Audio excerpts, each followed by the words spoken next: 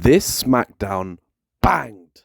See what happens? See what happens when you get all your superstars? You see what happens when you get people who can cut a promo to cut promos? You see what happens when there are stakes, when there are motivations? The show is good. Let's get into it. The first segment was unpredictable. It was a mess, but in a good way. There were stakes. There were finally some motivations, because a few months ago in my video about why Cena'S title reign currently sucks is because there is no stakes. No one seems to care that he is leaving with the title, and he should have a massive target on his back, and people should be beating each other up. There should be a mini Royal Rumble of superstars trying to earn the right to fight him and save wrestling and keep the title in the WWE. This was the first time we felt like this was happening. It's a shame it took 2.5 months to get here, but we got here. Cena comes out. He says he will beat CM Punk at Night of Champions. He says Seth ain't going to cash in on him because when he leaves with the title, Seth will be the only champion left, which is a good point. And while Seth is apparently not a man of his word and there's no morals and there's no integrity in what he says, which is why he's not believable, because if he wants to save wrestling, he should have talked to Cena, and Cena has brought him up before Seth did, which is insane to me. But enough about Seth. There'll be a video about him when I'm ready. He says no one is worthy enough to hold this title, and out comes wrestling has more than one royal family. Out comes the American Nightmare, Cody Rhodes, and he reminds Cena that he got pinned by him last week at Money in the Bank. Out comes Randy Orton, who we ain't seen since Backlash, I believe. And now things are starting to get interesting because Randy Orton is in a different mood today. He says he doesn't care who he has to beat to win 15. He told Cody Rhodes he loves him, but he will put him down if he has to. And then out comes L.A. Knight. And he said he's going to beat them all. And then Cena's had enough. He's seen too many people. There's a lot of people annoyed at him, chasing him after him right now. Cena's leaving the ring.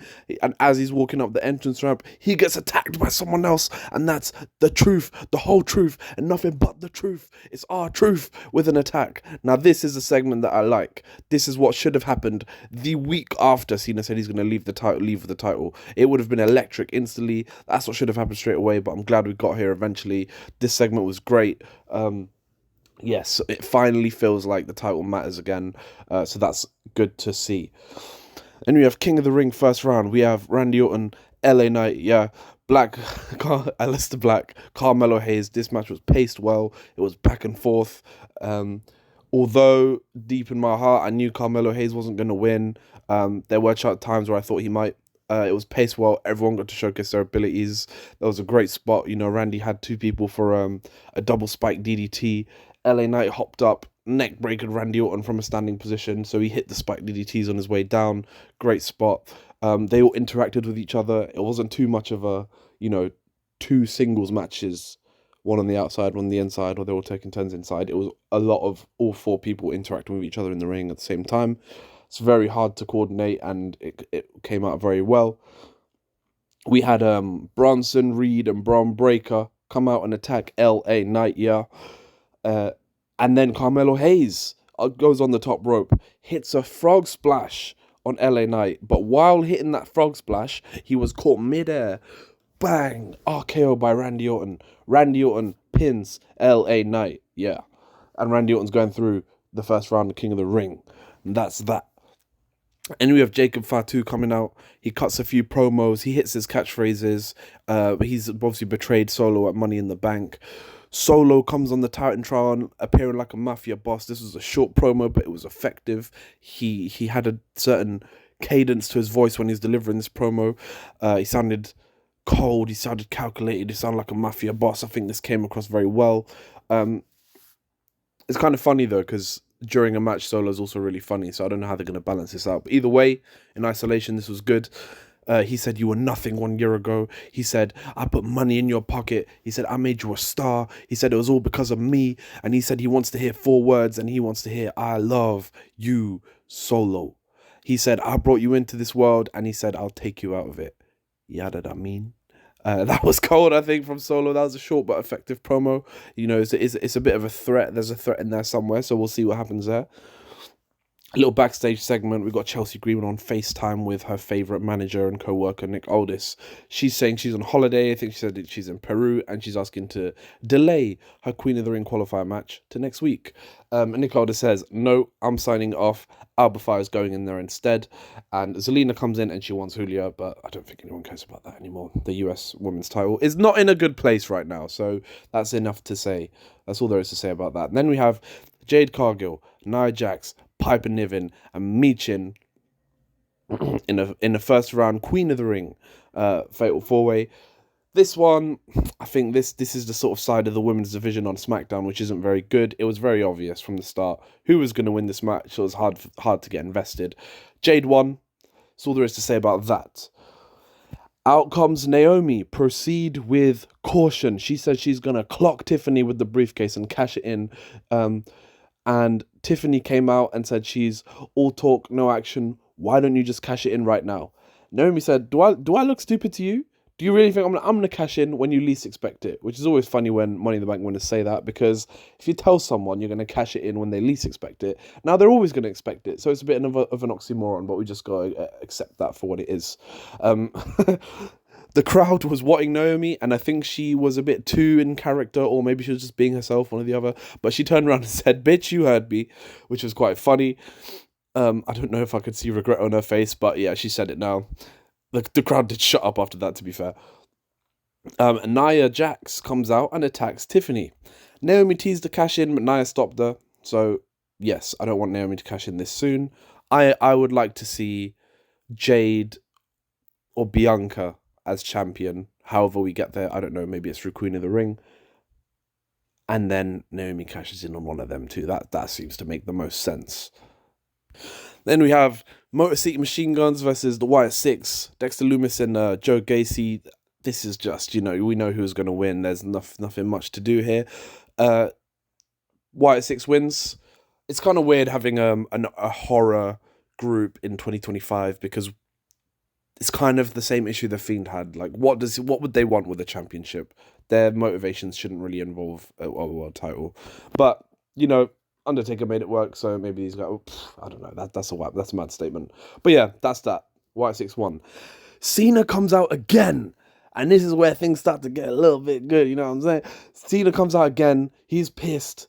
Everyone's on his case now. Finally, took long enough to get here. Everyone's on his case. He's calling out R-Truth for beating him up on the way out.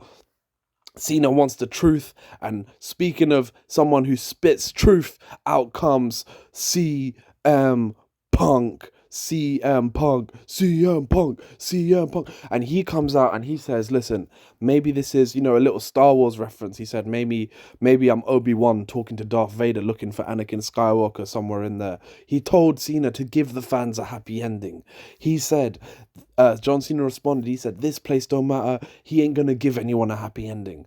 And CM Punk said, it's about to get real and it's about to get disrespectful. And when CM Punk says that, there's a pipe bomb on the way. And this was just like 2011 all over again, bro. This is like 2011 all over again. CM Punk, when you put this man on the mic, this man does not miss. This man does not miss. He is the GOAT. If you want to talk about Mount Rushmore, this is my most controversial take, but CM Punk is on that mount, at least for mic skills. CM Punk says, when I'm at my best, you never beat me. You can't beat me. And if anyone's going to ruin wrestling, I'm going to take it into my own hands to save it. He said he got to the mountaintop when people told him he didn't have it. It was that confidence that took him to the top. He said that Cena dressed like a toddler who got struck out in a baseball game or something like that. and then Punk said, you know what? The crowd liked it. And he said, oh, you guys like that? I'd rather you guys strike that off the record because I sound like PG John Cena. And what a callback that is, because that corny stuff is exactly what PG Cena was on. And that's exactly when CM Punk was, owning him week to week in 2011 and 2012. Then he said, ironically, Cena, you sound like me because you're stealing my material. I won and left with the title. But CM Punk is here. He's here to make your title run interesting. He's here to make your last run watchable. He's here to make you better again. And And he was now referencing, the whole fact that Cena tried to, be, challenge him in Saudi, which obviously CM Punk has very clearly not wanted to do in the past. This is pre him joining WWE.